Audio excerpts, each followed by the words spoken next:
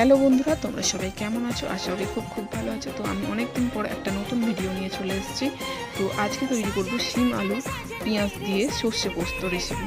তো এই রেসিপিটা বানানোর জন্য আমি এখানে শিম আলু পেঁয়াজ আর এদিকে কাঁচা লঙ্কা টমেটো কেটে নিয়েছি, আর ওদিকে কিন্তু সর্ষে আর পোস্তটাকে আমি বেটে নিয়েছি। তো আমি কড়াই প্রথমে তেল দিয়ে আমি কিন্তু পেঁয়াজটাকে একটু ভেজে নেবো, তারপরে কিন্তু এক করে সব কটা সবজি আমি ভেজে নিয়ে ভালো করে কষিয়ে নেবো। তো কষানোর পর আমি একটুখানি আলু আর শিমটাকে ভালো করে ফুটিয়ে নেবো, কারণ সর্ষে দিয়ে তো ফোটাতে নেই সেইভাবে, কারণ তেতো হয়ে যাবে না হলে।